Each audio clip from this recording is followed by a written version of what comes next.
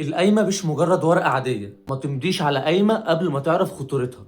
ناس كتير فاكرة إن القايمة مجرد ورقة عادية جدا، لكن القايمة ليها أهمية قانونية كبيرة جدا، لأنها بتثبت العفش والأجهزة والحاجات اللي موجودة في بيت الزوجية. المشكلة الكبيرة إن ناس كتير بتمضي من غير ما تقرأ أو تراجع، وبعدها تكتشف إن في حاجات مكتوبة أصلا مش موجودة.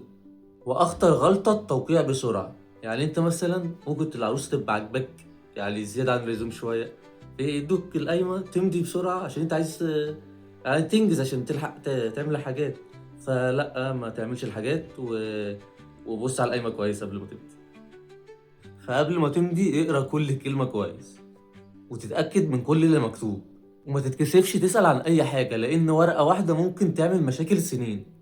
وقول لي في كومنت في رأيك، ناس كتير بتغلط في ايه وقت كتابة القايمة؟ لو ثبت بالفيديو اعمل لايك واعرف حقك قبل ما يضيع، وتابعني عشان ما تغلطش الغلطة دي.